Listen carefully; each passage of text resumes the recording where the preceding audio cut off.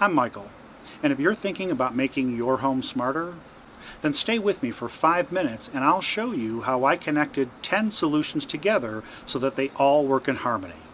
So come on inside my smart home and I'll show you how it all fits together.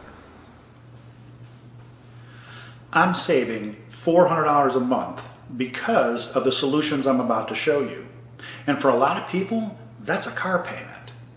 But the real advantage I have is that I can monitor and control my house from literally anywhere in the world. I'm standing in my kitchen because it's the busiest room in my house, and it's where I wanted to put a control panel so that I could operate my smart home.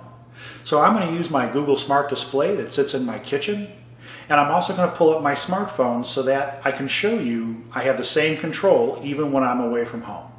So let me zoom in and I'll show you how it all works. To access the control panel, I swipe down from the top of the screen.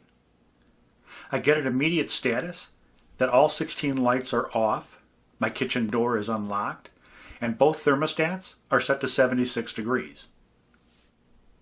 Across the middle are the functions that I can control in my house. I'm going to walk through each one of those in just a minute. This smart display knows that it sits in my kitchen, so it gives me the ability to turn on and off those lights with just one touch. Let me show you what this looks like from my phone. In the center of my screen, you'll notice the Google Home app. The 5 apps above and below it, those are the 10 solutions that make up my smart home. When I open the app and go into my Google Assistant, you'll notice that it looks exactly like the smart display that I have in my kitchen. And I'll show you how all of the controls work the same. I have the ability to control my house because of the way that I set up the rooms. It allows me to group the individual devices together, and it's what gives Google the logic it needs when I tell it I want to turn on or off all the lights in a particular room. Let me show you how the controls work, starting with the lights.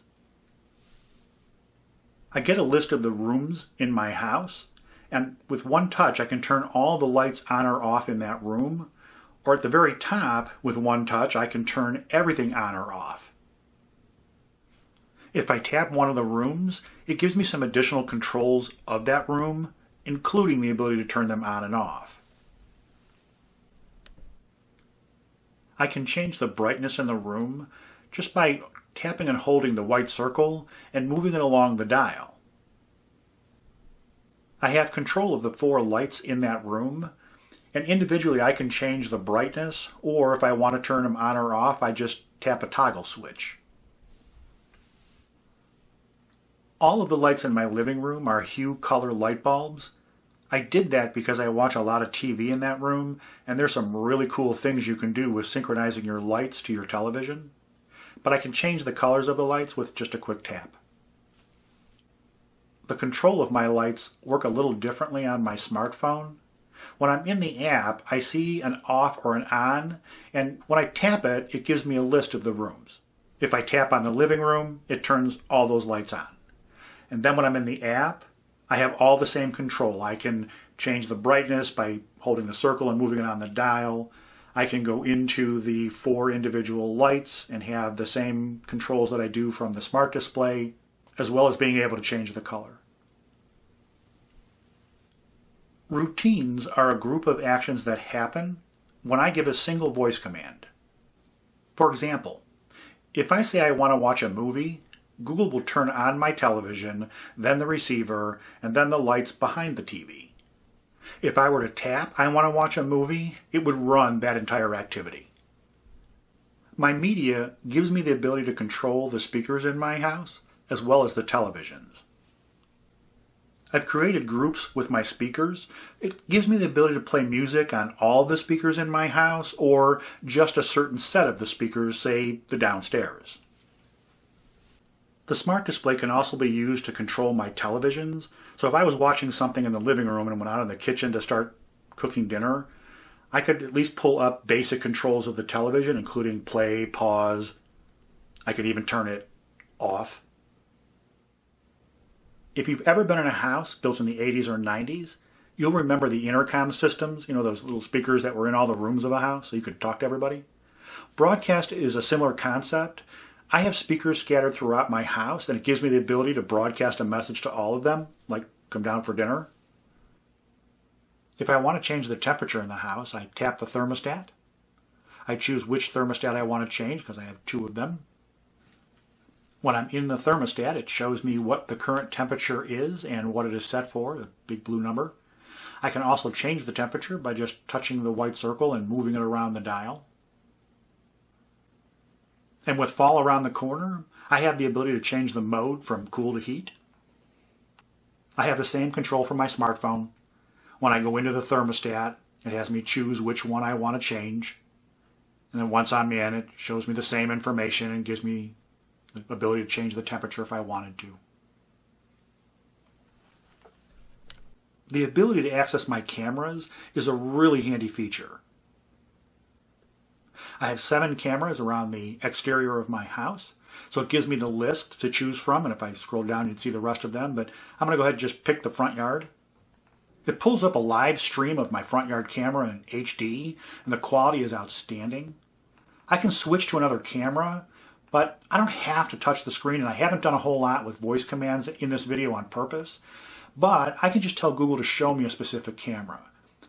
Google, show me the driveway camera. And it flips over to the driveway camera, so it's really handy to be able to use voice commands to be able to toggle back and forth between the cameras around the outside of my house. The feature I use the most when I'm not at home is checking on my security cameras. And when I go into them, I have the exact same options. I just choose which camera I want to view. I'll select a different one, so I'll go to the deck this time. It doesn't look as good in portrait mode, so I'm going to flip it over on its side so you can see it on a full screen of a smartphone. And the last control that I have from my smart display is my locks. I have 2 smart locks, so I choose which one of the doors I want to control. I can either touch the word lock or tap the actual lock to lock the door. By default, Google doesn't activate voice command in order to be able to unlock your doors. This is for security reasons, and that's why you see that message on the screen. It makes it so that someone couldn't try to go near one of your windows and yell loudly enough and get Google to unlock your house. I set mine up so that it requires a PIN code when you tap to unlock the door. I installed August Locks in my house, and it's one of the few apps that I can't incorporate into my Google Home Assistant. So because of it, when I'm traveling and I want to control my locks, I just go into the August app. It defaults to the kitchen door, and I can change it by tapping the drop-down arrow and switching to the front door. To lock the door, I just tap the circle, and it gives me a visual confirmation and turns it red so I know that it's locked. And in my opinion, that's how a smart home should work. We'd love to hear your comments if you want to leave them down below, or if you leave me a question, I'll be sure to try and answer it for you. Head over to our YouTube channel where you'll find more videos like this one, or for more information, go to MakeMyHomeSmart.com. Thanks for watching.